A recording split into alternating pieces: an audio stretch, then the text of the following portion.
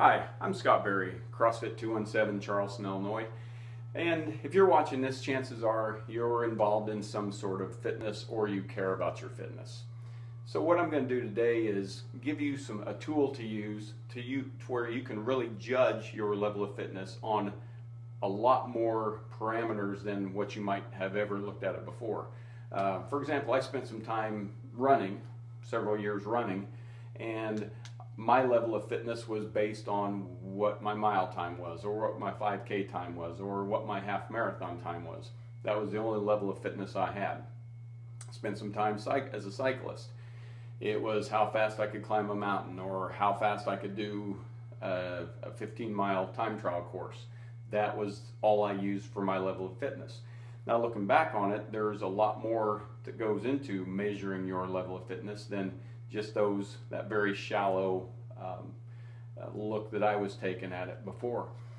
And what CrossFit defines this as is the sickness, wellness, fitness continuum. And it looks something like this if you draw it out. We're going to put sickness here. We're going to put wellness, and down at the other end of the spectrum is fitness.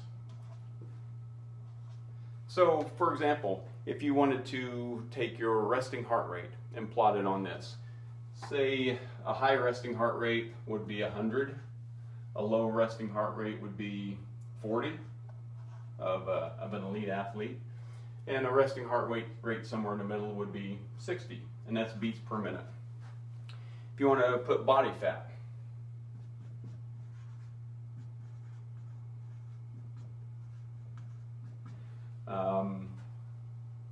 a high-level athlete would be less than 10%.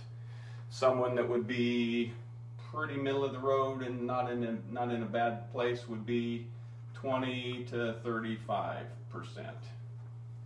And then over here in this column, say greater than 40%. Take your blood pressure.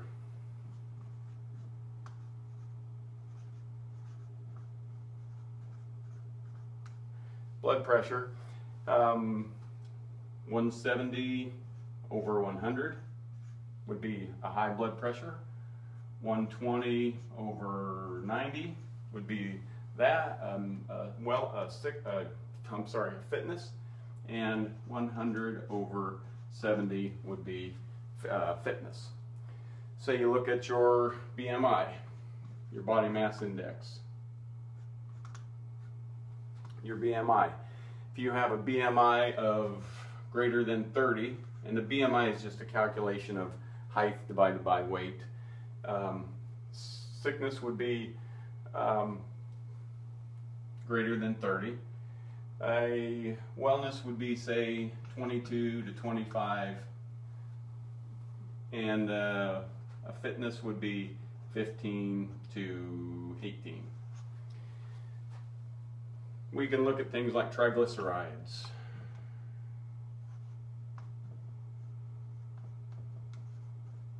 Triglycerides. If your triglycerides are greater than 200, say 150 to 170, and on this end would be less than 150.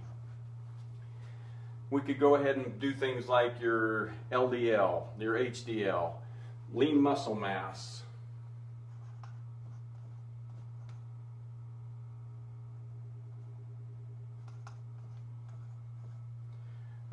Stress level in your life. Flexibility.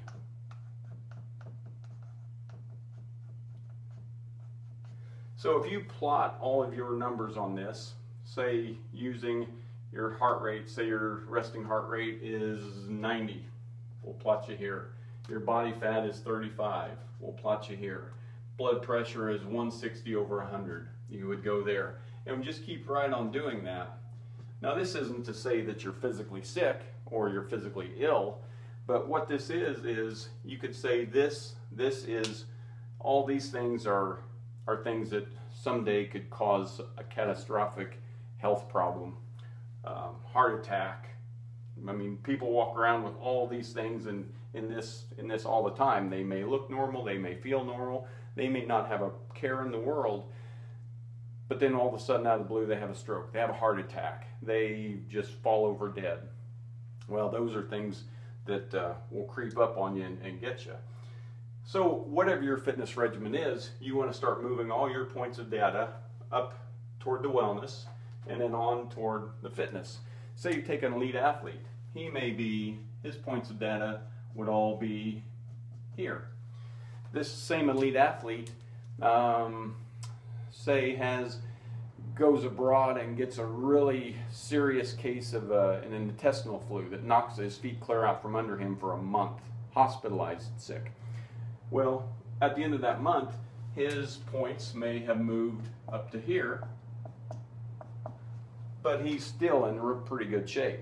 Whereas if you take this person, give them that same strain of flu, knock their feet out from under them for a month, they would go further in the wrong direction here, and that's not where you want to be. So maintaining a high level of fitness can actually give you a little bit of safeguard against some of those things, those catastrophic things that could come out of the blue.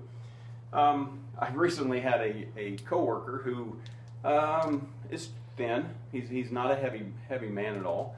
Average height, mid-50s. Was told that he had high blood pressure.